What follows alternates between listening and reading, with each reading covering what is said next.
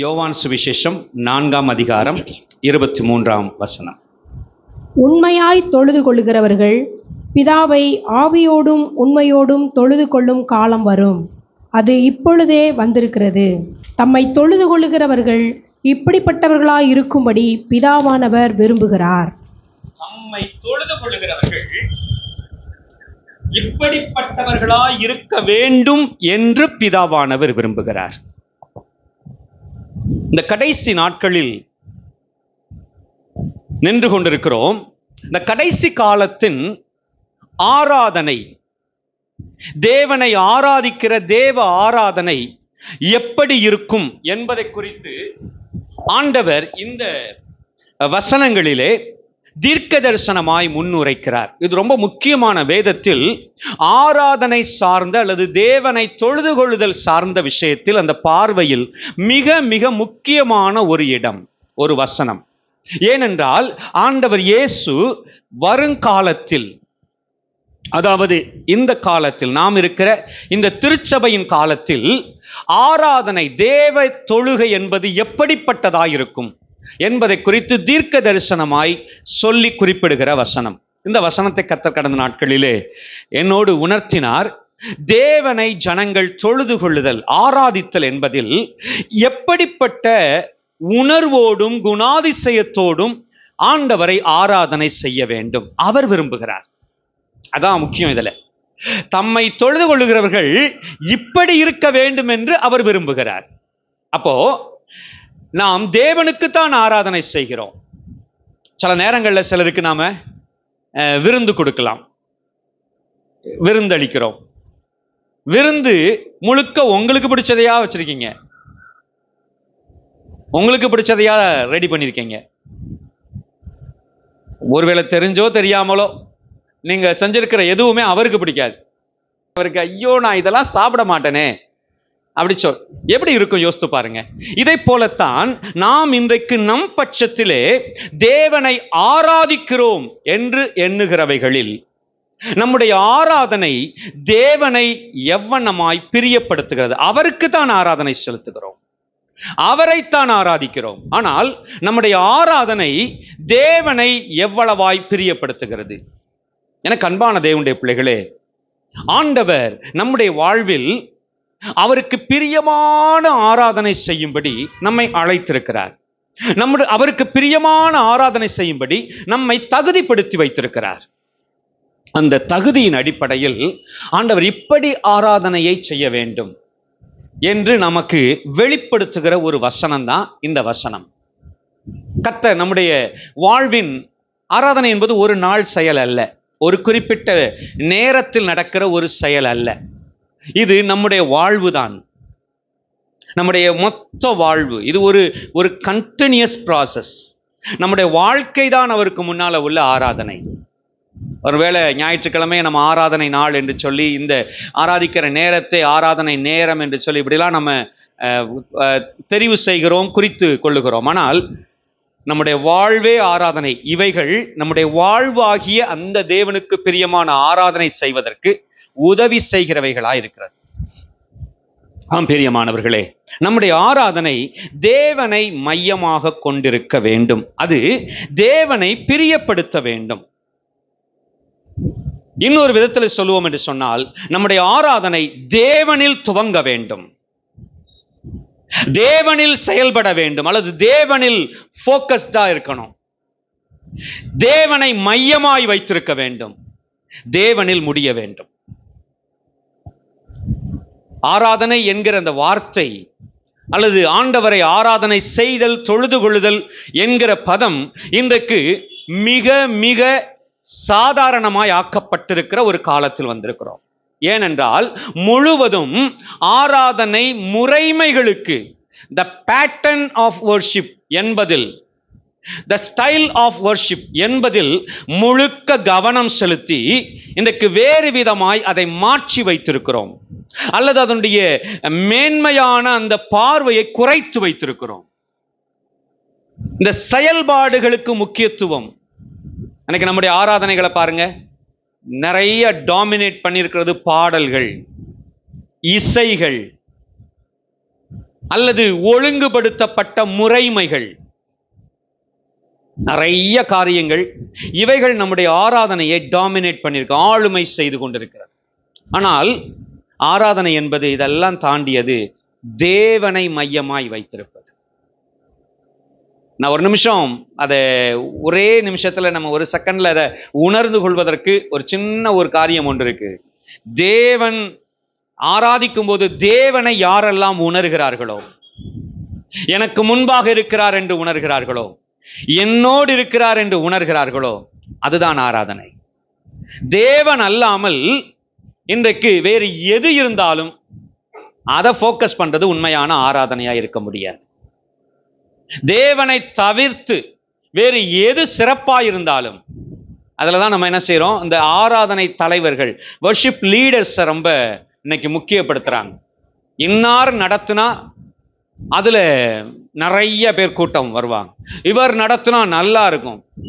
யாருக்கு நல்லா இருக்கும்? யாருக்கு நல்லா இருக்கும்? அதான் கேள்வி. உங்களுக்கா ஆண்டவருக்கா? சரி, இந்த ஆராதனை தேவனுக்கா, நீங்கள் போயிருக்கிறீங்களே அவருக்கா?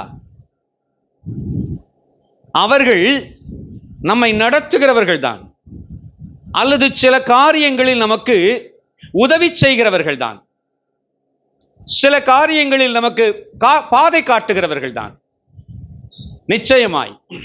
ஆனால் அதே சமயத்தில் அவர்கள் அல்ல எல்லாம். ஆராதனையின் எல்லாம் என்பது எந்த தனி மனிதர் அல்ல, எந்த கூட்டமான மனிதர்கள் அல்ல, எந்த இயக்கங்கள் அல்ல. சில நம்ம சொல்றோம் பாருங்க, எங்க சர்ச்சில் ஆராதிச்ச மாதிரி இல்லை, இங்க ஆராதிச்ச மாதிரி இல்லை, அங்க ஆராதிச்ச மாதிரி இல்லை, அப்படிலாம் நம்ம பாகுபடுத்தி சொல்றோம் பாருங்க. எங்க ஆராதிச்சாலும் கர்த்தரை நமக்கு முன்பாக, சங்கீதக்காரன் அவருடைய ஆராதனையின் ஸ்டைல் அப்படிதான், கர்த்தரை எனக்கு முன்பாக வைத்திருக்கிறேன். அல்லேலூயா. ஆமா, கர்த்தரை எனக்கு முன்பாக வைத்திருக்கிறேன், அவர் என் வலது பரிசத்தில் இருக்கிறதுனால நான் அசைக்கப்படுவதில்லை. எந்த ஊர்ல இருந்தாலும் அவர் அப்படிதான் ஃபீல் பண்ணுவார் நினைக்கிறேன். எந்த ஊர்ல இருந்தாலும், எந்த பட்டணத்துல இருந்தாலும், ஊரை விட்டு வெளி ஊருக்கே போயிட்டாலும் அவர் என்ன செய்வார்? கர்த்தரை எனக்கு முன்பாக உணர்கிறேன், அப்படிதான் சொல்லுவார். ஆராதனை செய்ய துவக்கிட்டாலே, தம்புரு எடுத்துட்டாலே, வீணை எடுத்துட்டாலே, சுரமண்டலத்தை எடுத்துட்டாலே, நான் கர்த்தரை எனக்கு முன்பாக உணர்கிறேன். அது ஆராதனையாய். இன்னைக்கு நம்முடைய ஆராதனை தேவனில் துவங்க வேண்டும். அது எவ்வளவு எளிமையா இருந்தாலும் பரவாயில்ல. ஒத்தாள் உட்காந்து முழங்கால் போட்டு கர்த்தரை துதிக்க ஜெபம் பண்ண உட்கார்ந்திருக்கீங்க, கர்த்தரை உணர முடியும்னா அதுதான் ஆராதனை. நமக்கு முன்னால் இருக்கிற தேவ பிரசன்னத்தை உணர முடியும்னு சொன்னா, அதில் இன்னும் சொல்ல போனா அவர் நமக்கு ரெஸ்பாண்ட் பண்ணுகிறத உணர முடியுதுன்னு சொன்னா, அவர் நம்மோட என்ன பதில் பேசுறார், நம்ம துதிகளுக்கு அவர் எப்படி ரெஸ்பாண்ட் பண்றாருன்றத, பிரதிக்கிரியை செய்கிறார் என்பதை உணர ஒரு அனுபவம் இருக்கும்னு சொன்னா சிறந்த ஆராதனை. என் துதியில் பிரியப்படுகிறார், என்னை இன்னும் கொஞ்சம் ஆயத்தப்பட உணர்த்துகிறார். இன்னைக்கு கொஞ்சம் பார்ப்போம் சில விஷயங்கள் ஆராதனை சார்ந்த இந்த பார்வையில் காரியங்களை பார்ப்போம். இந்த செய்தியின் முடிவில் நான் நம்புறேன் இன்னும் கொஞ்சம் பெட்டரா அந்த ஆராதனை என்பதை குறித்து இன்னும் கொஞ்சம் சிறப்பாய் நாம் உணர்வோம் என்று சொல்லி நம்புகிறேன். கர்த்தருக்கு ஸ்தோத்திரம் உண்டாகட்டும். ஆராதனை என்பது குறிப்பாய் இந்த இடத்துல இந்த சமாரியா ஸ்திரீ,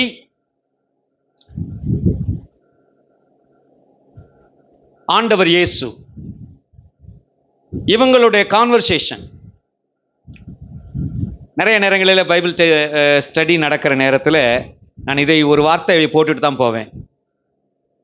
ஆண்டவரும் சமாரியா ஸ்திரீயும் பேசின இந்த இதில், இந்த லாங் கான்வர்சேஷனில்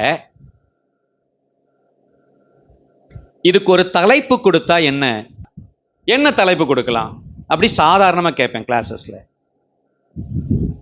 மேக்சிமம் அவங்க சொல்றது ஆராதனை, உண்மையான ஆராதனை அப்படின்ற ஒரு தலைப்பு கொடுக்கலாம். அப்படிதான் பார்த்தீங்கன்னா இருக்கும். உண்மையான ஆராதனை என்றால் என்ன என்பதற்கு நேரே அவங்களுடைய பேச்சு மாறும், அப்படியே போகும். தீர்க்கதரிசி என்று ஒரு உணர்வு வரும்போதே அவர் அப்படியே ஆராதனை பற்றி பேசிடணும், தேவ ஆராதனை பற்றி டாபிக் கொண்டு போயிடணும் அப்படின்னு சொல்லி எங்கள் பிதாக்கள் இந்த மலையிலே தொழுது கொண்டார்கள். கெர்சிம் மலையிலே, நீங்க எருசலேமிலே. அப்படியே அந்த ஆராதனைக்கென்று அந்த டாபிக்கை மாத்தி கொண்டு போயிட்டார். அதுக்கு தான் ஆண்டவர் பதில் சொல்லுகிறார். ஆண்டவர் பதில் சொல்லுகிறார், பிதாவை எங்கும் தொழுது கொள்ளும் காலம். எனக்கு அன்பான தேவனுடைய பிள்ளைகளே, கர்த்தருக்கு ஸ்தோத்திரம் உண்டாகட்டும். ஆராதனை என்பது தேவனை மையமாய் வைத்திருப்பது. வேதத்தில் ஒரு சிறந்த இடம், ஆராதனையினான ஒரு சிறந்த இடம் ஒன்று உண்டு. அந்த பகுதியை எடுத்தோம்னா நம்ம சொல்ல விரும்புகிற காரியத்தை இன்னும் கொஞ்சம் தெளிவாக விளங்கி கொள்ள ஏதுகரமாக இருக்கும். ஏசாயா தீர்க்கதரிசன புஸ்தகம் 6ஆம் அதிகாரம் 1ஆம் வசனம் முதல் 8ஆம் வசனம் வரையிலும் உள்ள வேத பகுதி. ஏசாயா 6ஆம் அதிகாரம் 1ஆம் வசனம் முதல் 8ஆம் வசனம் வரையிலும் உள்ள வேத பகுதி எடுத்து வைத்துக் கொள்ளுங்கள். வேண்டிய வசனத்தை வாசிக்கலாம். இதனுடைய பின்னணியம் கவனிச்சிங்கன்னா, ஏசாயா ஒரு குறிப்பிட்ட நாளில், குறிப்பிட்ட அனுபவத்தில் அவர் ஒரு பெரிய தீர்க்கதரிசி. தேசத்துக்கான செய்திகளை ஆண்டவர் அவருக்கு வெளிப்படுத்துவார். அவர் பேசிக் கொண்டிருக்கிற ஒரு பெரிய தீர்க்கதரிசி. ஒரு குறிப்பிட்ட நாளில், குறிப்பிட்ட அனுபவத்தில் ஏசாயா ஆண்டவரை ஆராதிக்கிற ஒரு ஆராதனை காட்சி. ஒரு ஆராதனை காட்சி. நம்ம எல்லாம் இப்ப ஆராதிச்சுட்டு இருக்கோம்ல. அப்போஸ்தலனாகிய யோவான், கர்த்தருடைய நாளில் நான் ஆவிக்குள்ளானேன். அந்த கர்த்தருடைய நாள் என்பது ஆராதனைக்குரிய நாள். அந்த ஆராதனை நாளில் அவர் ஆராதிக்கும் போது அவர் ஆவிக்குள்ளாகிறார். தேவ தரிசனங்களை வெளிப்படுத்தல் விசேஷம், அந்த ஃபுல்லும் வெளிப்படுத்தின விசேஷத்தினுடைய தரிசனங்களை எல்லாம் காண்கிறார். அத மாதிரி இவர் ஆராதிக்கிற அந்த வேளையில இவருக்கு ஒரு பரலோக காட்சி. அந்த பரலோக காட்சி என்று சொல்லும்போது இன்னும் கொஞ்சம் சிறப்பா சொல்லுவோம்னா, பரலோகத்தின் ஆராதனை காட்சி. பரலோகத்தின் ஆராதனை காட்சி. பரலோகம் எப்போ நீங்க உணர்ந்தாலும் அது ஆராதிக்கிற நேரமா தான் இருக்கும். நான் அப்படி நம்புறேன். அல்லேலூயா. ஏனென்றால் தூதர்கள் 1000-10000 தூதர்கள் சதா காலமும் அவரை துதிச்சுக்கிட்டு தான் இருப்பாங்க. அந்த நான் ஸ்டாப் வர்ஷிப் தான் நடந்துட்டு இருக்கும். அப்ப நீங்க எந்த நேரம் பரலோகத்தை எட்டி பார்த்தாலும் அது ஒரு ஆராதனை நேரமாகத்தான் இருக்கும். இவர் அந்த பரலோக காட்சியை பார்க்கிறாரு.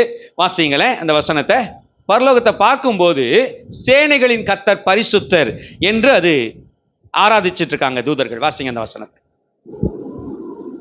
ஒருவரை ஒருவர் நோக்கி, வசனம் சொல்லி 3ஆம் வசனம், ஒருவரை ஒருவர் நோக்கி சேனைகளின் கர்த்தர் பரிசுத்தர் பரிசுத்தர் பரிசுத்தர், பூமி அனைத்தும் அவருடைய மகிமையால் நிறைந்திருக்கிறது என்று கூப்பிட்டு சொன்னார்கள். கர்த்தருக்கு ஸ்தோத்திரம் உண்டாகட்டும். அங்கே ஏராளம் தூதர்கள் ஆண்டவரை ஆராதிக்கும்படியாய், சேராபீன்கள், கேருபீன்கள் இவர்கள் எல்லாரும் ஆண்டவரை ஆராதிக்கும்படியாய் ஒரு நிலைமையில் இருக்கிறாங்க. அவங்கள பார்த்தீங்கன்னா, தன் 2 சிறகுகளால கால்களை மூடி, 2 சிறகுகளால முகத்தை மூடி, 2 சிறகுகளால பறந்துக்கிட்டு, சட்டைகளால பறந்துக்கிட்டு இந்த துதியை செய்கிறாங்க. சேனைகளின் கர்த்தர் பரிசுத்தர் பரிசுத்தர் பரிசுத்தர், பூமி அனைத்தும் அவருடைய மகிமையால் நிறைந்திருக்கிறது என்று சொல்லி அந்த துதியை அவர்கள் ஏறெடுத்துக் கொண்டிருக்கிறார்கள். இந்த ஆராதனை காட்சி ஏசாயா தீர்க்கதரிசிக்கு தெரியுது. இப்ப இவர் இந்த ஆராதனை காட்சியோடு இணைகிறார், இந்த ஆராதனையோடு இணைகிறார். நாமும் கூட இந்த ஆராதனை என்பதை தேவ சாயலான, பரலோகத்தின் சாயலான ஒரு ஆராதனையை தான் இந்த பூமியில செய்கிறோம். நம்ம எவ்வளவு கவனம் செலுத்துகிறோம், எவ்வளவாய் நாம் ஆராதனையில் தேவனை நோக்கி கவனம் செலுத்துகிறோம், எவ்வளவாய் பிறர் பற்றி கவனம் செலுத்துகிறோம், எவ்வளவாய் நம்முடைய சூழலை பற்றி கவனம் செலுத்துகிறோம். ஒருவேளை எனக்கு எதுவுமே தெரியல, கர்த்தரை மட்டும்தான் பார்த்துட்டு வந்தேன், இன்னைக்கு சர்ச்சுக்கு போனேன், இல்லை யாரெல்லாம் வந்தாங்க, ஒருவேளை நம்ம அப்படி சொன்னோம், யார் வந்தாங்கன்னு எனக்கு தெரியல, பார்க்கல, என்ன பிரசங்கம் பண்ணாங்கன்னா தெரியலன்றாதீங்க, என்ன பாட்டு பாடினாங்கன்னா தெரியலன்றாதீங்க. ஏன்னா அதெல்லாம் அங்கே ஆண்டவரை பற்றிய விஷயம். அந்த கர்த்தரில் செலுத்தின கவனம், கர்த்தரில் செலுத்தின கவனம், அதுக்கு தான் முக்கியத்துவம் கொடுத்தாங்க. பாடல்கள் அதுதான் முக்கியமா இருந்துச்சு.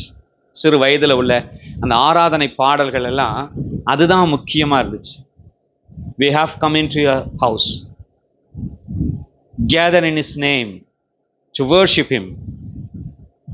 ஒரு கோரஸ் ஒன்று, ஆங்கில கோரஸ் ஒன்று, கர்த்தர் வீட்டில் கூடினோம், அவரை ஆராதிக்க, நம்மை முற்றிலும் மறந்து forget about ourselves and concentrate on him. அதில் ஒரு வார்த்தை வரும், முழுக்க அவரில் தான் கவனம், முழுக்க அவரில் தான் கவனம். என்ன கூட, என் சூழலை கூட மறந்துட்டு அவரில் கவனமா இருக்க. அப்படிப்பட்ட ஒரு ஆராதனைக்குள்ள இவர் போயிட்டதுக்கு அப்புறம் இவர் பல காரியங்கள் அங்க நடக்குது. முதல்ல அவருடைய பிரசன்னத்தை குறித்து ஒரு வெளிப்பாடோடு கூடிய ஒரு விழிப்புணர்வு வருது. அவருடைய பிரசன்னம், கர்த்தர் இருக்கிறார் இந்த இடத்திலே, மகா பரிசுத்த தெய்வம் வாசம் பண்ணி கொண்டிருக்கிறார். அத்தனை பேர் ஆண்டவருடைய பிரசன்னத்தை இந்த இடத்துல உணர்ந்து, இது more than the place where we gather, இடத்தை பற்றிய உணர்வை விட அதிகமாய் தேவ சமூகம், வானத்தையும் பூமியையும் படைத்த சர்வ வல்லமையுள்ள தேவன், மகா பரிசுத்தராகிய தேவன் இந்த இடத்தில் இருக்கிறார். அந்த உணர்வு நம்மை ஆளுகை செய்ய வேண்டும். அன்பான தேவனுடைய பிள்ளைகளே, கர்த்தருக்கு ஸ்தோத்திரம். அந்த ஏசாயா தீர்க்கதரிசி தேவ பிரசன்னத்தை பற்றிய உணர்வு. அடுத்ததாக, தேவ பிரசன்னத்தை உணர்ந்துட்டாலே நமக்குள்ள நம்முடைய தகுதியின்மை வரும். அதான் உணர வைக்கிறதே, உணர்றதுக்கான அடையாளமே. ஐயோ நான் அதமானே நசுத்த உதடுள்ளவன் கத்துனான்னா அங்கே தேவ பிரசன்னத்தை அவன் உணர்ந்துட்டான்னு அர்த்தம். தேவ பிரசன்னத்தை உணரும் போது நம் தகுதியின்மையை உணர்வோம். நம் தகுதியின்மையை இந்த விதத்துல கவனிச்சீங்கன்னா, ஆயக்காரன் பரிசேயன் 2 பேர் போனாங்க பார்த்தீங்களா, இவங்க 2 பேருடைய ஆராதனை தான் அங்க செலுத்துறாங்க. அது ஒரு ரொம்ப சிறப்பான இடம். அதை ரொம்ப சாதாரணமா நம்ம எடுத்துக்கிறோம். ஏதோ ஒரு ஓமை சொல்லியிருக்கிறாரு, பரிசேயனுக்கும் ஆயக்காரனுக்கு வித்தியாசத்தை காட்டுறதுக்காக ஆண்டவர் ஓமை சொல்லியிருக்காரு. இல்லை, அது ரொம்ப முக்கியமான இடம். எந்த அளவுக்கு காயின் ஆபேல் காணிக்கை செலுத்த தேவ சமூகத்தில் போனார்களோ, எப்படி ஒருவன் ஏற்றுக்கொள்ளப்பட்டான் ஒருவன் புறக்கணிக்கப்பட்டானோ அதற்கு ஈடானது இது. அதுல நிறைய மறைபொருள் இருக்கு, நிறைய மறைபொருள். அதுல ஒன்று, இந்த மனுஷன் தன் தகுதியின்மையை உணர்ந்தான் பார்த்தீங்களா. ஆயக்காரன் கண்களையும் ஏறெடுக்க துணியாமல் தன் மார்பில் அடித்துக்கொண்டு, தேவனே பாவியாகி என்மேல் கிருபையாயிரும் உணர்ந்தான் பார்த்தீங்களா. இதை உணர்வதற்கு காரணம் எதுவென்றால் தேவ பிரசன்னத்தை அங்கே உணர்வது. இந்த 2 பேருக்குள்ள வித்தியாசம். பரிசேயன் அங்கே தேவ பிரசன்னத்தை உணரவில்லை, மாறாக தன்னையே உணர்ந்து கொண்டிருக்கிறான். அந்த ஆயக்காரன் அங்கே தேவ பிரசன்னத்தை உணர்ந்து விட்டான், ஆகவே தன் தகுதியின்மையை உணர்கிறான். இது ஆயக்காரன் மாத்திரம் இல்லை, எவ்வளவு பெரிய தீர்க்கதரிசி ஆனாலும் ஏசாயாவானாலும் அதுதான் உண்மை. எவ்வளவு பெரிய ஊழியக்காரர் ஆனாலும் அதுதான் உண்மை. தேவ பிரசன்னத்தை உணர்ந்து விட்டால் நம் தகுதியின்மையை உணர்வோம். அப்ப நம்மளை தகுதிப்படுத்தியிருக்காரே. ஆமா, எவ்வளவு தடவை தகுதிப்படுத்தினாலும் மறுபடியும் நாம் என்ன செய்வோம், தேவ பிரசன்னத்தை உணரும் போது அந்த நேரத்தில், ஆண்டவரே நீர், என் தகுதி என்னால் உண்டாகிறதல்ல ஆண்டவரே, உங்களால தான் இந்த தகுதி உண்டாகிறது, என்னை இப்பொழுதும் சுத்திகரித்து தகுதிப்படுத்தும் என்று கேட்க வேண்டும் என்று கேட்போம். தேவ பிரசன்னத்தை உணர்ந்த மாத்திரத்தில் நடக்கிற விஷயம். நான் தகுதியின் இல்லாதவன். அடுத்ததாக, தகுதி இல்லாதவன் உணர்ந்தா உடனே அழுதுட்டு திரும்பி வந்துடுறதில்லை, தடன்னு வீட்டுக்கு வந்துடுறதில்லை. ஐயோ, கர்த்தர் நம்முடைய குறைகளை உணர்த்துவார். நிறைய பேர் இப்படி ஆண்டவர்கிட்ட ஜெபம் பண்ண நெருங்கி வரமாட்டேங்கிறாங்க. ஆண்டவர்கிட்ட ஜெபம் பண்ண போனா குற்றத்தை உணர்த்துவார். குற்றத்தை எதுக்கு உணர்த்துறார்? சரி பண்றதுக்கு தான். தகுதியின்மை எதுக்கு உணர்த்துறார்? உணர்ந்த உடனே அவங்க என்ன செய்யணும்? அந்த ஆயக்காரன் என்ன செஞ்சான்? தேவனே பாவியாகி என் மேல் கிருபையாயிரும், என்னை தகுதிப்படுத்தும் என்று அவர்கிட்டயே கேட்கிறான். தகுதியின்மைன்னு இருக்குல்ல ஆண்டவரே, என்ன நீங்க தான் தகுதிப்படுத்துங்க, அவர்கிட்டயே வைக்கிறான். வேதம் சொல்கிறது, அவன் அல்ல இவனே நீதிமானாக்கப்பட்டவனாய் திரும்பினான். இவன் தகுதியோடு திரும்பிட்டான். ஆண்டவர் இம்மிடியேட்டா தகுதி. மூன்றாவது, இந்த சுத்திகரிப்பு, இந்த கிளென்சிங் நடக்கணும். இதற்கு ஆண்டவர் உணர்த்துவார். குற்ற உணர்வு உண்டாயிரும், அது ஒரு கஷ்டமா இருக்கும். நான் சரியில்லைன்னு ஆண்டவர் இது பண்ணுவார். பிரசங்கத்தில் சில சமயம் என்னைய கொஞ்சம் வெட்டும், சில சமயம் குத்தும். இல்லை, அது சரி பண்றதுக்கு தான்.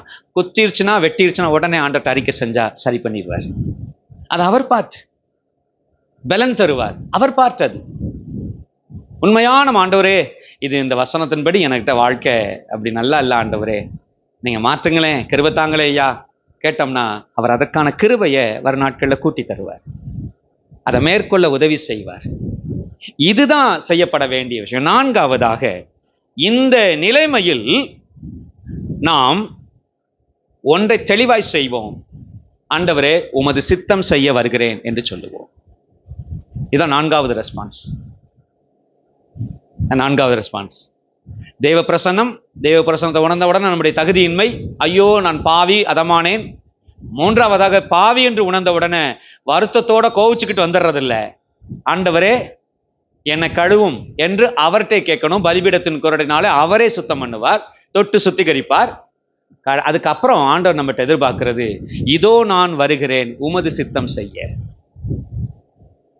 இதோ இருக்கிறேன் உமது சித்தம் செய்ய, யாரை அனுப்புவேன், யார் என் காரியமாய் போவார் என்று பரலோகத்தின் தேவனானவர் தமது திட்டத்தை வெளிப்படுத்தும் போது அல்லது தனது தேவையை சொல்லும் போது அதை செய்து நிறைவேற்ற நான் இருக்கிறேன் ஆண்டவரே.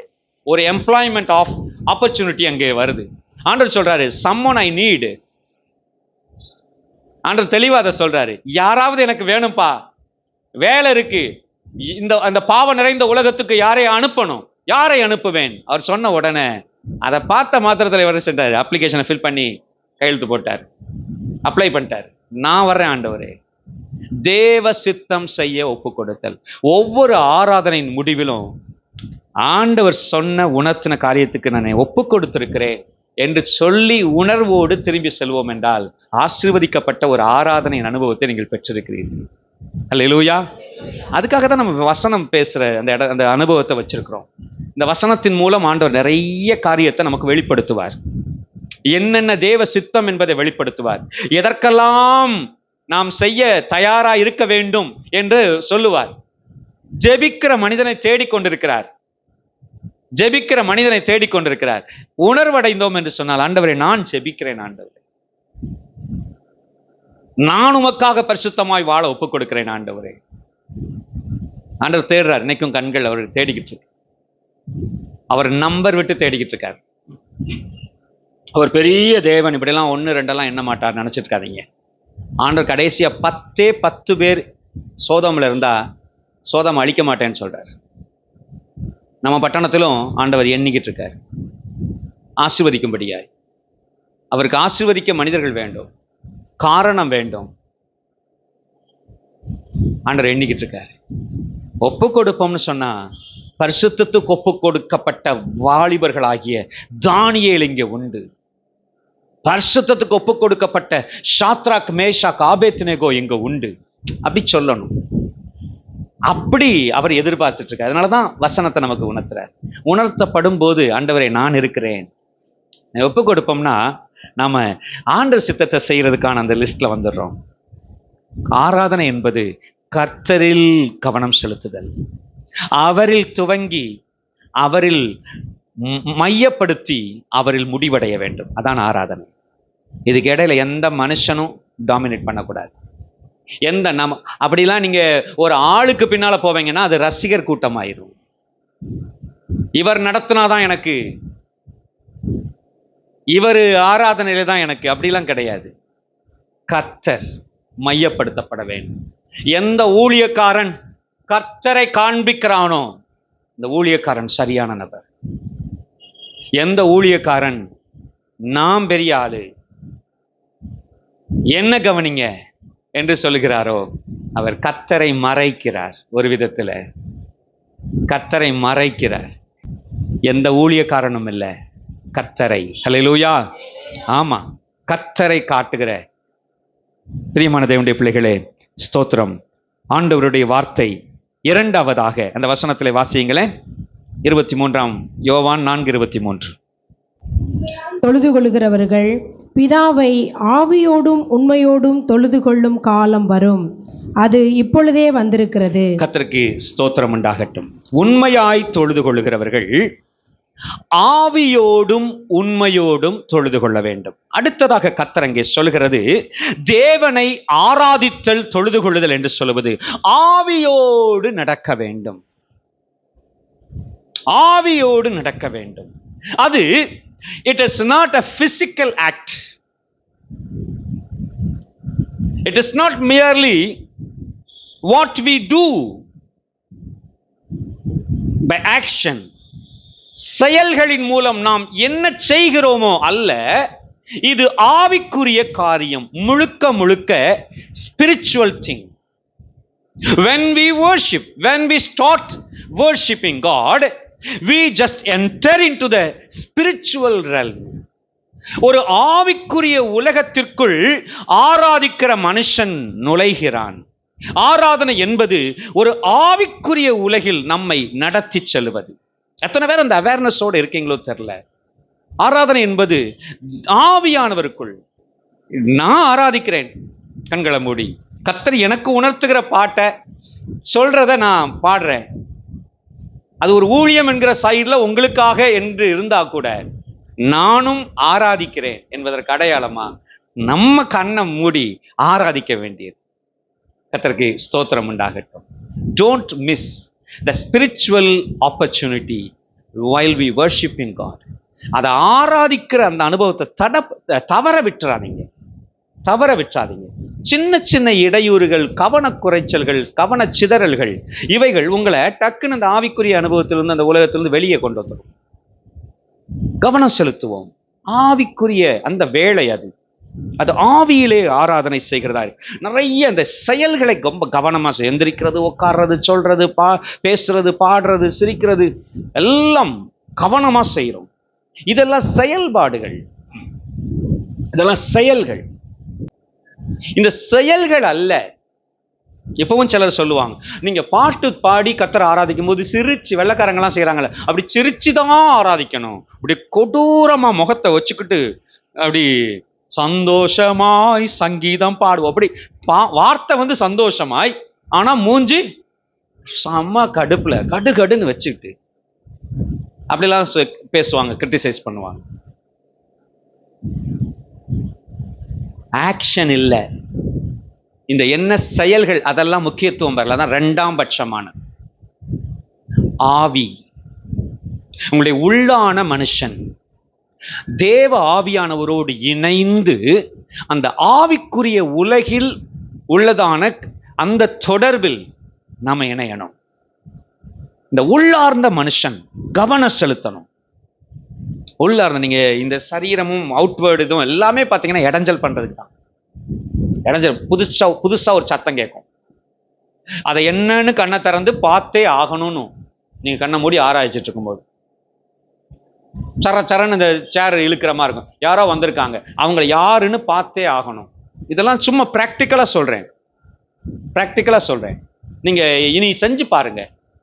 அது அந்த அந்த இடையூறுல இருந்து நீங்க மீண்டு, இல்ல நான் ஆவியின் அந்த உலகில அந்த கான்சன்ட்ரேட் பண்ணி என்னுடைய உள்ளார்ந்த மனுஷன்ல ஆராதிச்சிட்டு இருக்கேன். இதெல்லாம் 2 தடவை ஜெயிச்சிட்டீங்கன்னா அழகா அந்த அனுபவமே இதாயிரும். ஆவியில் ஆராதனை. கர்த்தருக்கு ஸ்தோத்திரம். ஏசாயா தீர்க்கதரிசன புஸ்தகம் 29ஆம் அதிகாரம் 13ஆம் வசனம் ஒரு வாசிங்களே. ஆண்டவர் அந்த ஜனத்தை குறித்து சொன்னார். நான் முதலே சொன்னேன், யாருக்கு தான் ஆராதனை செய்கிறோம்? ஆண்டவரை தான் ஆராதிக்கிறோம். அப்ப பிரியம் யாருக்கு பிரியமா தான் ஆராதிக்கணும்? அவருக்கு பிரியமானதான் செய்யணும். ஆண்டவர் அவருக்கு பிரியமானதை பத்தி பேசுறார், ஆராதனை பத்தி பேசுறார். வாசிங்களே, 29ஆம் அதிகாரம் 13ஆம் வசனம் ஏசாயா தீர்க்கதரிசன புஸ்தகம். இந்த ஜனங்கள் தங்கள் வாயினால் என்னிடத்தில் சேர்ந்து தங்கள் உதடுகளினால் என்னை கனம் பண்ணுகிறார்கள். இப்போ ஒரு குரூப் ஆராதனையை கவனிச்சிட்டு இருக்காரு. வாய், உதடு, சத்தம் நல்லா இருக்கு. அவர்கள் இருதயமோ எனக்கு தூரமாய் விலகி இருக்கிறது. இருதயம் தூரமா இருக்கு. ஆண்டவருக்கு கவனிக்கும் போது அவருக்கு தெரியுது, இருதயமும் அவரை நோக்கியதா இருக்கணும், ஆவியும் இணைந்ததா இருக்கணும் என்று விரும்புகிறார். நாம இதை எதுக்கு எடுத்துக்கிட்டோம்? இதை வாசிச்ச உடனேயே இது பரிசேயருக்கு ஆண்டவர் இது சொன்னாரு. மனுஷருடைய கற்பனைகளை உபதேசமாய் போதிச்சு பின்பற்றுறாங்க அப்படி சொல்லி இது பண்ணாரு. இல்ல இது நமக்குமே பொருந்தும். நன்றி இயேசுராஜா, ஸ்தோத்திரம். ஹல்லேலூயா. நன்றியோடு உம்மை துதிக்கிறோம்.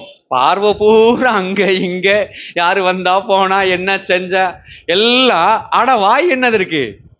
துதிக்கிறோம், ஸ்தோத்தரிக்கிறோம், அல்லேலூயா அப்படின்னா என்னத்தான் சொல்லுது? என்னத்தான் சொல்லுது? நீங்க எவ்வளவு கவனமா அதை எடுத்துக்கிட்டாலும் சீரியஸா அதை எடுத்துக்கிட்டாலும் பரவாயில்ல. அதை யோசித்து பாருங்க.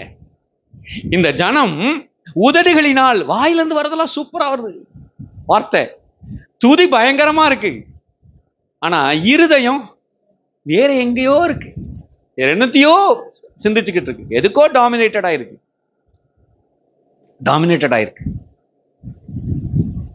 கர்த்தர் நல்லவர். நாம் அவரில் இணைக்கப்பட்டவர்களாய் இருக்க வேண்டும். கான்சென்ட்ரேட் பண்ணணும். அதுல நம்முடைய உள்ளார்ந்த மனிதனோடு ஆவியிலே அவரோடு உள்ள ஆராதனை, இந்த வெளி தோற்றமான சரீர பிரகாரமான செயல் அடிப்படையிலான அவைகளுக்கு எந்த முக்கியத்துவமும் கிடையாது. நாம நிறைய நேரங்களில இவைகளால் ஏமாற்றப்படுகிறோம், இவைகளால் வஞ்சிக்கப்படுகிறோம். வெளி தோற்றமான செயல்கள், ரொம்ப பணிவா, ஆயக்காரனை விட குனிஞ்சி, ஆயக்காரனை விட அவரே குனிஞ்சு இருந்தார் இருக்கு, ஆயக்காரனோட குனிஞ்சி, அவர் கண்களை ஏறெடுக்க துணியலைன்னா இவர் கண்ணே எடுக்கல. ஆமா, ஏறெடுக்க எங்க கண்ணே எடுக்கல. இப்படி செயல்கள்ல எந்த அது டாப் கிளாஸா பண்ணி எந்த பிரயோஜனம் கிடையாது. எந்த பிரயோஜனம்? ஆவியில் அவரில் கான்சன்ட்ரேட் பண்ணியிருக்கிறோமா? ஆவியில் அவரோடு இணைந்து இருக்கிறோமா? உள்ளார்ந்த மனிதனில். கர்த்தருக்கு ஸ்தோத்திரம் உண்டாகட்டும். வாசிங்களேன் 23 24 அந்த வசனத்தை யோவான்ல திரும்பி பார்த்தீங்கன்னா, யோவான் 23:24. உண்மையாய் தொழுது கொள்ளுகிறவர்கள் பிதாவை ஆவியோடும் உண்மையோடும் தொழுது கொள்ளும் காலம் வரும், அது இப்பொழுதே வந்திருக்கிறது. தம்மை தொழுது கொள்ளுகிறவர்கள் இப்படிப்பட்டவர்களாய் இருக்கும்படி பிதாவானவர் விரும்புகிறார். இப்படிப்பட்டவர்களாய் இருக்கும்படி பிதா விருப்பம். தம்மை தொழுது கொள்ளுகிறவர்கள் இப்படிப்பட்டவர்களாய் இருக்கும்படி பிதாவின் விருப்பம். அப்ப அவருடைய விருப்பம், என்னை தொழுது கொள்ளுகிறவர்கள் ஆவியிலே தொழுது கொள்ளணும், என்னோடு இணைந்து இருக்கணும். செயல்களை மட்டும் காட்டிக்கிட்டு இருக்க கூடாது, சத்தத்தை மட்டும் காட்டிக்கிட்டு இருக்க கூடாது. அந்த உள்ளார்ந்த மனிதனில், இருதயத்தில், ஆத்துமாவில், ஹார்ட், சோல் அண்ட் ஸ்பிரிட் எல்லாம் காணக்கூடாத உள்ளார்ந்த அந்த ஈடுபாட்டோடு ஆராதிக்கிறவர்களா இருக்கணும். மூன்றாவதாக, இதே ஆராதனையை அடுத்த கட்டத்திற்கு ஆண்டவர் இன்னும் ஒரு காரியம் அவர் சொல்லும் போது அங்கே சொல்லுகிறார், worshiping God must be built on the truth. சத்தியத்தில் அல்லது உண்மையின்படி ஆராதிக்க வேண்டும். இந்த உண்மை என்று சொல்லும்போது ஆங்கில வேதாகமத்திலே ட்ரூத் என்று பயன்படுத்தப்பட்டிருக்கிறது. அது சத்தியம் என்றும் உண்மை என்றும் நாம் எடுத்து மொழிபெயர்க்கப்படுகிறது, ரெண்டு விதத்துல. அப்ப சுருக்கமா சொல்லுவோம்னு சொன்னா, ஆண்டவரை ஆராதிக்கிற நாம் நமக்கு வெளிப்படுத்தப்பட்ட சத்தியத்தின் அடிப்படையில் கர்த்தரை ஆராதிக்க வேண்டும். இந்த மூன்றாவது பார்ட் ரொம்ப முக்கியம். சத்தியத்தின்படி நாம் ஆண்டவரை துதிக்க வேண்டும். வேதம், the scripture known as the truth, வேதாகமம் சத்தியம் என்று அறியப்படுகிறது. மாத்திரம் இல்ல, இதோடு கூட ஆண்டவர் இயேசு நமக்கு வெளிப்படுத்துகிறவைகள், the revealed truth, நமக்கு தனிப்பட்ட முறையில் நம்முடைய தனிப்பட்ட ஆவிக்குரிய வாழ்வில் ஒவ்வொருவருக்கும் ஆண்டவர் வித்தியாசப்பட்ட நிலைகளில் தம்மை நமக்கு வெளிப்படுத்தி இருப்பார். இந்த இடத்துல தான் அவர் நம்மை அவரோடு உள்ள பழக்கத்தில் அதிகப்படுத்த விரும்புகிறார். உங்களுடைய க்ளோஸ் ஃப்ரெண்ட் யாருன்னு யாரா கேட்டா சொல்லுவீங்கல்ல ஒரு பதில், யாரையோ சொல்லுவீங்க. அடுத்த கேள்வி, ஏன் அவர் க்ளோஸ் ஃப்ரெண்ட் என்று சொல்லுகிறீங்கன்னு ஒரு கேள்வி கேட்டா என்ன சொல்லுவீங்க? மற்றவர்களை விட நிறைய ஃப்ரெண்ட்ஸ் இருக்காங்க, மற்றவர்களை விட வேறு இன்னும் க்ளோஸ் அப்படின்னா என்ன அர்த்தம்? இன்னும் எனக்கு இவரை தெரியும், அதிகம் தெரியும், அல்லது என்னை இவருக்கு அதிகம் தெரியும், அதான் அதுக்கு அர்த்தம்.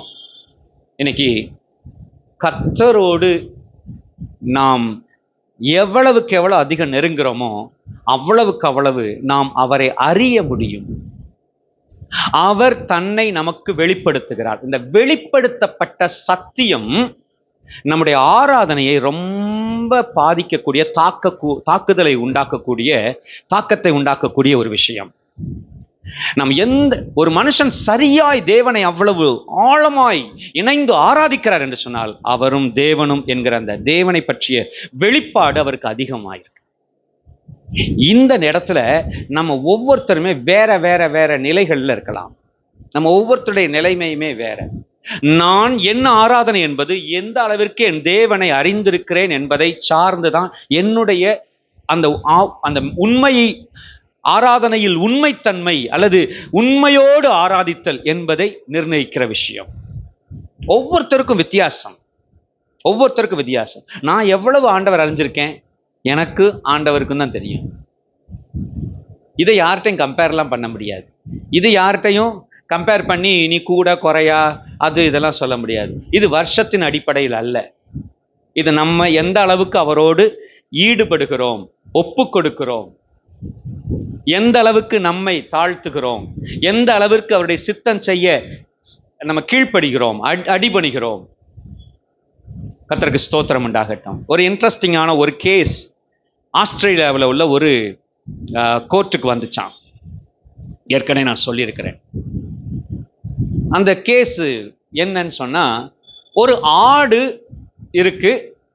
அந்த ஆட்டை ஒருவர் மேல குற்றம் சுமத்தி சொல்லப்பட்டிருக்கு, இவன் என் ஆட்டை திருடி விட்டான், அந்த ஆடு என்னுடையது, இதை இவன் திருடி இவன் இடத்துல வைத்திருக்கிறான் என்று சொல்லுகிறார் குற்றச்சாட்டு. அந்த நபர்கிட்ட போய் கேட்டா அவர் என்ன சொல்றாரு, இது ஏன் ஆடுதான்றார். கேஸ் வந்திருக்கு. ஜட்ஜ் ஒரு அறிவார்ந்த நிலைமையில ஒரு செயல்பாட்டை செய்ய வேண்டியிருந்துச்சு. அவர் என்ன செஞ்சாரு, ஆட்டாங்கிட்டு விட்டுட்டு ஒரு ஸ்கிரீன் இடையில போட்டிருந்தது. ஒரு ஸ்கிரீன் இடையில போட்டுட்டு இந்த சைடு அந்த ஆட்டை அந்த பக்கம் வச்சுட்டு எல்லாரும் இங்கே நின்றுக்கிட்டாங்க. இவங்க இல்லைங்க, ஜட்ஜ் ரெண்டும் தெரிகிற மாதிரி அப்படி இந்த 2 பேரை நிற்க வச்சு, முதல்ல ஒருத்தர், அதாவது என் ஆடை இவன் திருடி விட்டான் என்று சொல்லி குற்றம் ஃபைல் பண்ணார் பார்த்தீங்களா, அவரை கூப்பிட சொன்னார். அந்த ஆட்டை கூப்பிடு, நீ சத்தம் கூப்பிடுங்க. அவர் என் ஆடுன்னு சொல்லி கேஸ் கொடுத்துருக்கிறவரு கூப்பிட்டு பார்க்குறாரு, ஆடு அசையவே இல்லை. 2வது திருடி விட்டான் என்று சொல்லி குற்றம் சாட்டப்பட்டிருக்கிற அந்த நபர், இப்போ உங்க டர்ன், நீங்க ஆடை கூப்பிட்டுங்க, சத்தம் கொடுங்க அப்படின்னு சொன்ன உடனே இவர் சத்தத்தை கேட்ட உடனே ஆடு மூவ் ஆகி அசைஞ்சு அங்கே எங்கேயும் பார்த்துட்டு ஸ்டெப் வைக்கிது அந்த சத்தத்தை நோக்கி. ஜட்ஜ் அங்கேயே தீர்ப்பு சொல்லிட்டாராம், இவன் ஆடுதான், இந்த கேஸ் டிஸ்மிஸ் பண்றேன்னு சொல்லிட்டு முடிச்சுட்டு போயிட்டார். வேதம் தெளிவாய் சொல்கிறது, என் ஆடுகள் என் சத்தத்தை அறிந்திருக்கின்றன. இன்னைக்கு நமக்கு முன்னால் இருக்கிற கேள்வி அதுதான். உங்க தேவனை, ஆண்டவரை தொழுது கொள்கிறோம், அறிகிறோம், ஆராதிக்கிறோம் சொல்றோம். உங்க தேவனை நமக்கு தெரியுமா? அவருடைய குணாதிசயம் தெரியுமா? அவருடைய பரிசுத்தம் தெரியுமா? அவருடைய சத்தத்தை உணர முடியுமா? நிறைய சத்தங்களுக்கு மத்தியிலே இது தேவ சத்தம் என்பதை உணர முடியுமா? தேவ சத்தம் என்பதை உணர முடியுமா? ரொம்ப முக்கியம். இந்த குவாலிட்டி ரொம்ப முக்கியங்க. இன்னைக்கு நேற்றைய தினத்துல காலையில நான் நிறைய எப்பொழுதும் உள்ள சொல்லுகிற வசனங்கள், எப்பொழுதும் பண்ற ஜபம், நிறைய காரியங்கள் வழக்கமானது. அதுல 2 வரிய நேற்று காலையில் நான் சொல்லி கொண்டிருக்கும் போது கர்த்தர் நிறுத்திட்டு சொன்னாரு, இத உனக்கு வாக்குத்தத்தமா சொல்றேன், எடுத்துக்கோ. என்ன ஆண்டவரே, இது மாச கணக்கில் வருஷ கணக்கில் எப்பயும் சொல்றது, எப்பயும் நீ சொல்லுவ, ஆனா அதை இன்னைக்கு நான் உனக்கு வாக்குத்தத்தமா கொடுக்கிறேன். நீங்க உங்க தேவனுடைய சத்தமாய் உணர வேண்டுங்க. கர்த்தருடைய சத்தம் என்னதென்று நாம உணர முடியுதா? அந்த குவாலிட்டியை நம்ம உணர முடியுதா? அன்பானவர்களே, நம்முடைய வாழ்க்கையில் சில நேரங்களில இந்த குவாலிட்டியை உணர முடியணும். இது கர்த்தர் தான் பேசுகிறார். It is from God. உங்களுடைய ஆவிக்குரிய தரம் அதற்கு இருக்கா? செக் பண்ணிக்காங்க. என் ஆடுகள் என் சத்தத்தை அறிந்திருக்கிறது. நம்மை ஆராதிக்கும்படியாகத்தான் கர்த்தர் தன்னை நமக்கு வெளிப்படுத்துகிறார்.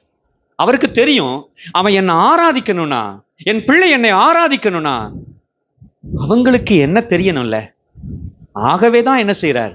தமது மகத்துவங்களை ஒன்றன் பின் ஒன்றாக வெளிப்படுத்துகிறார்.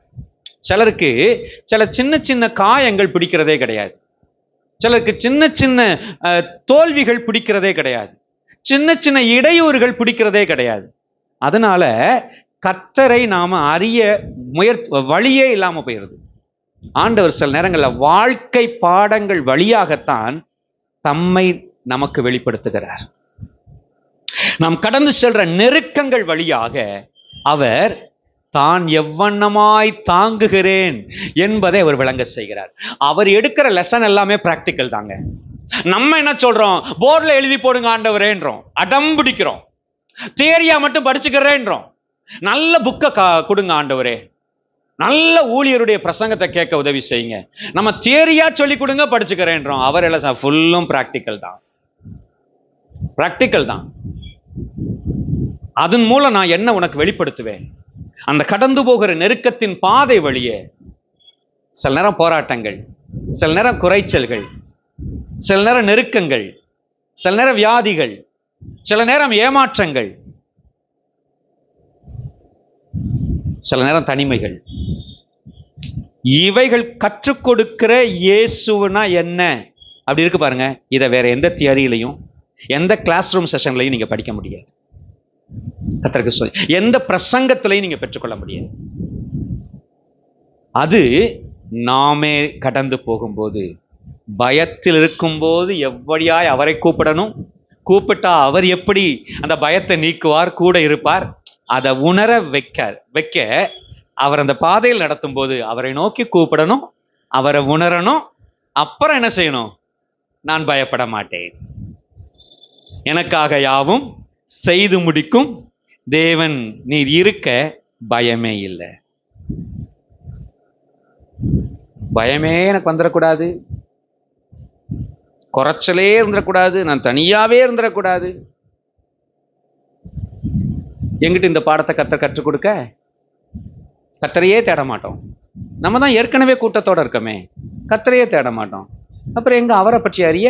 அப்புறம் எப்படி நம்முடைய ஆராதனையின் தரம் கூட? அவரை எந்த அளவுக்கு அறிகிறீங்களோ அந்த அளவுக்கு உங்களுடைய ஆராதனையின் குவாலிட்டி கூடும். அவரை ஆராதிக்கிறவர்கள், அவரை தொழுது கொள்ளுகிறவர்கள் ஆவியோடும் உண்மையோடும் தொழுது கொள்ள வேண்டும். தம்மை ஆராதிக்கிறவர்கள் இப்படிப்பட்டவர்களாயிருக்க தேவன் விரும்புகிறார்.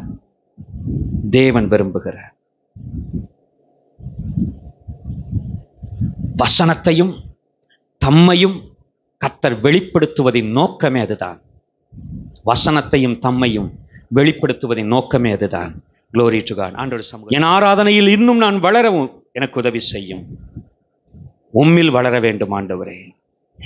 கண்களை மூடி எனக்காக யாவும் ஜீசஸ். சகலத்தையும் நீர் உருவாக்கினீர், வார்த்தையாலே நீர் உருவாக்கினீர். சகலத்தையும் நீர் உருவாக்கினீர், வார்த்தையாலே நீர் உருவாக்கினீர். என் வாழ்விலும் நீ வாக்கினால் சொன்னதை கரத்தினால் செய்து நிறைவேற்றுவீர். என் வாழ்விலும் நீ வாக்கினால் சொன்னதை கரத்தினால் செய்து நிறைவேற்றுவீர். உங்க கைகள் குறுகவில்லை, உம்மால் கூடாதது எதுவும் இல்லை.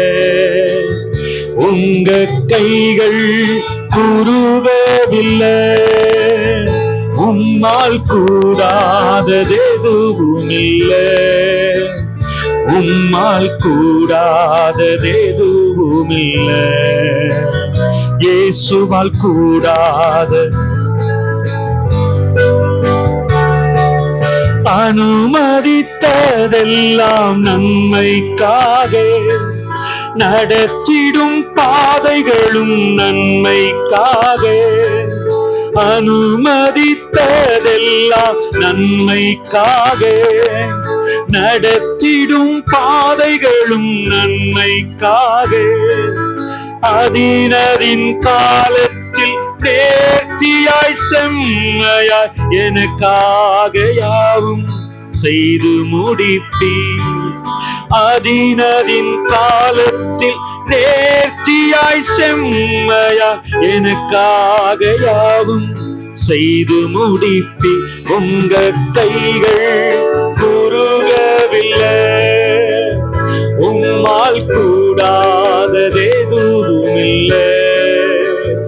உங்க கைகள் குறுகவில்லை, உம்மால் கூடாததெதுவுமில்லை. உம்மால் கூடாததெதுவுமில்லை. இயேசுவால் கூடாததெதுவுமில்லை. எனக்காக யாவும் செய்து முடிக்கும் என் தேவன் நீர் இருக்க பயமே இல்லை. எல்லாவற்றையும் எல்லாவற்றாலும் நிரப்பும் நீர் இருக்க பயமே இல்லை. அவரை அறிகிற அறிவின் மேன்மைக்காக எல்லாவற்றையும் விட்டேன் என்று அப்போஸ்தலனாகிய பவுல் சொல்லுகிறான்.